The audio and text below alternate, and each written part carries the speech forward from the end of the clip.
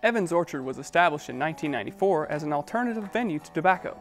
The farm has grown to become a major agro-tourism destination, with schools and tourists from all over coming to visit the farm.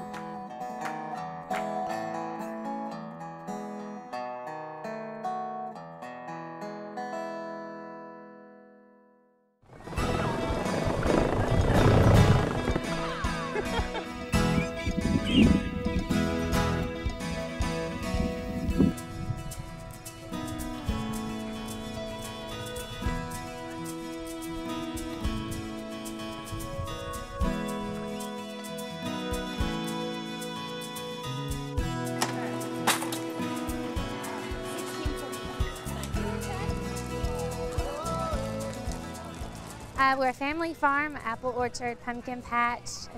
Farm's 175 acres. We have about 10 acres of apples and about 20 acres of pumpkins. We've been doing this about 10 years now. We have you pick pumpkins and you pick apples, a gift shop, and we have a play area for kids, and we do school tours in the fall. We started out in '93. My son was already starting college, and he already had his goals set to be an engineer and leave the farm. And I had a daughter that really wanted to work on the farm. And that was the main reason we kind of started in vegetables. A farmer's market lady helped us get started. We started doing some vegetables and realized there was some money to be made, and maybe that would have been some avenue where we could get away from tobacco a little bit.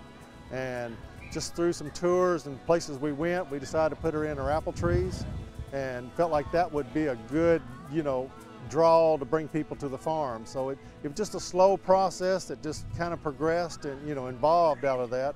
And once we started bringing them to the farm, we started doing more tourism type things. So it was just a slow progression of things, that led up to that. Growing up in the country, you'd assume everybody gets to see animals and and things grow and that whole the life cycle of all that. And once we started having a few tours, we didn't realize how far removed these kids are from the farm. A lot of these kids had never been on a farm. They didn't know how a calf was raised, or, the animals were raised, or how the trees or the crops and all that type of things went on. So that's been fun. I mean, that's the fun part for me. I enjoy explaining how how you're growing wheat or corn or your vegetables and those type of things. We're able to share that with them. So that kind of brings them back and gives them some a little sense of history, I suppose, as what their fathers or grandfathers may have done. All right, class, this is where we work all of our apples. Miss Carol told you how we picked them, how they grew, and how we pick them out in the field. We came here today because there's a field trip with my daughter is in kindergarten at Lexington Christian Academy, and they had this plan for a while, and I think the kids just love it. It's just so, I don't know, kind of wholesome entertainment for the kids, and they get to see the farming, and then the fact that they're making cider up here I think is really, really neat. So, and I was really impressed, I have to say, with the original little class session they did under the tent up there, talking to the kids about how apples grow and what the things that they need. Big, strong trees. Does anybody know what we have to give those seeds? What do we have to give them? Water. What else do they need? Sun. What else do they need? We started out just doing our own cider. We got an ag development grant, matching grant from the state, and we're able to put in a nice cider operation. Right now we're doing cider for 8 different orchards, and it's kind of a co-op type deal. They bring their apples in, I buy their apples, I process cider, and then I sell them cider back. And it's a great fit. It allows me to have a good supply of cider apples, a good mixture of apples, different varieties, because we kind of feel like that's what really helps give it a good taste, is having, having multiple varieties in there to mix with it. So it has started out, I think we may have done 1,000, 1,500 gallons the first year, and we're doing somewhere close to 20,000 gallons this year. We have about 20 different varieties of apples on here on the farm. We start out late June, 1st of July with a June type apple, and then we slowly work our way up. Galas come on early August, and then we got some Honeycrisp here, which comes on the 1st of September, and that's kind of our premier apple is a Honeycrisp. It doesn't grade out very good. It's not a real pretty apple, but it's probably one of the better tasting apples we have. It's a real coarse, juicy type apple.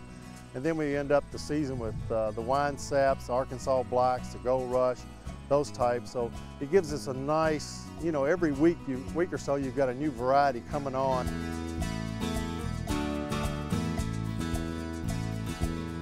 We have pony rides and petting zoos on the weekends. We even have camel rides on the weekends. Then we've got the play area. We have a slide and a corn maze. We have a hay castle.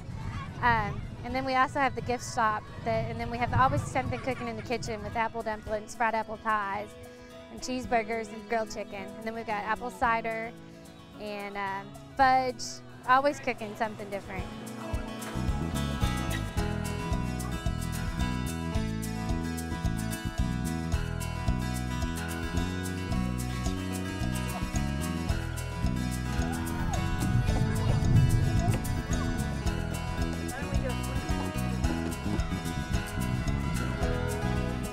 We open in the spring in May, and then we close a week before Christmas. So this is busy. The busiest month is September and October, and then we slow down. We do some gift baskets for November and December for Christmas, and we close down before that.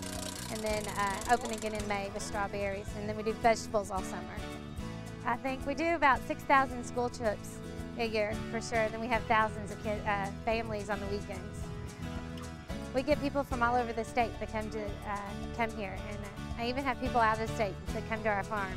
I had some people from Texas come last weekend that were coming through as a return trip from last year.